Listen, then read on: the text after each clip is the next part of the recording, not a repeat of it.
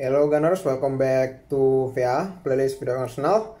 Langsung aja gue kali ini pengen bahas apa aja berita transfer Arsenal yang baik dari biasa maupun yang cukup membuat kita jantung kita getar-getar di minggu ketiga Juninya yang dari hari Senin kemarin sampai hari Minggu posting. Ini minggu malam gue buatnya.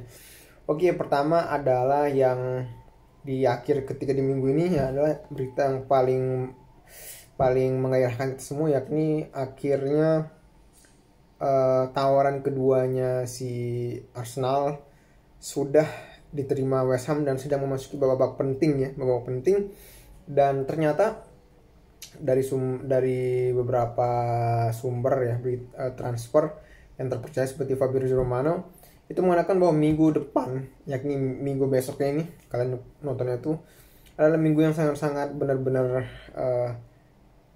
drastis, bukan drastis, kayak sangat genting buat Arsenal karena kemungkinan kita bisa close di minggu ini.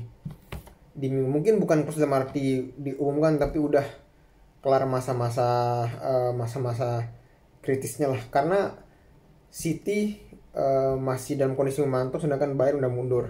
Itu yang pertama, Rice. Yang kedua adalah Kai Havertz. Ini jujur ini satu transfer yang cukup mengagetkan gue, dimana ketika kita lagi fokus dengan Rice dan Caicedo, tiba-tiba Havertz langsung naik dengan berita yang kayak karena sejak berita rumor yang tersebut di hari Selasa Prabu itu langsung Arsenal ngasih bid pertamanya sekitar 50 juta walaupun ditolak akhirnya ya, karena Arsenal tuh biasanya cek ombak dulu lah apakah diterima apa enggak. Ternyata Chelsea pengennya itu sekitar 70-75 pound, sekitar 80-an juta euro lah, mahal buat gue jujur. Tapi dengan kondisi FFP yang dilanda Chelsea dan Chelsea harus spend juga, dalam artian dia perlu jual pemain biar bisa keseimbangan neracanya itu bagus, maka dia butuh juga duit. Walaupun mungkin karena ini masih awal transfer, maka dia masih agak sedikit bisa bilang jual mahal lah. Tapi kayaknya Arsenal dengan dukungan Arsenal yang cukup pada segi keuangan, kayaknya Arsenal bisa deal ini Havertz di mungkin setelahnya si Rice di minggu ini, berarti sekitar minggu depan, minggu lusanya lagi lah dia bisa deal. Oke, transfer yang ketiga yakni yang ini benar-benar cukup buat gua kaget juga sebenarnya. Baru beberapa jam aja setelah sebelum gua posting ini, ada kemungkinan si Partey kemungkinan bakal dijual.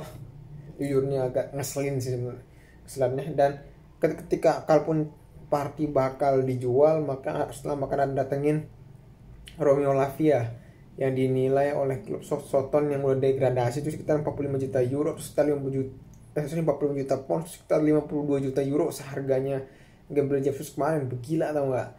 Tapi dengan melihat seperti ini, kemungkinan Arsenal musim depan tuh Arteta bakal memainkan Rice sebagai DM, bukan si Rice, tetap sebagai gelandang serang, gelandang box di posisinya Zaha kemarin, sama si duet sama si Odegaard. Sedangkan gelandang bertahannya asumsi Partey dijual ataupun Romeo Lavia masuk itu sebagai gelandang bertahan utama di tengah ya.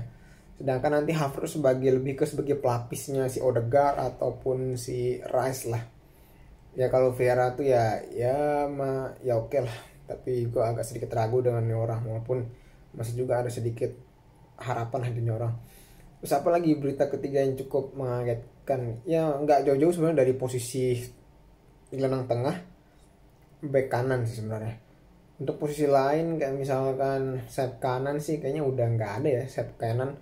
Lebih ke yang paling update itu terkait si Nelson bakal dikontrak 4 tahun, walaupun gue sebenarnya berharap dia nggak dikontrak sih, bukan karena gue nggak suka. Sebenarnya lumayan suka gue sama nih orang, cuman karena kualitasnya tuh 2 level di bawahnya Saka, di mana Saka tuh bagus sedangkan dia tuh lumayan, minimal dia cukup bagus lah kayak Trossard ya oke, tapi ini kan dia lumayan sedikit mediocre atau lumayan lah gue bilangnya gitu.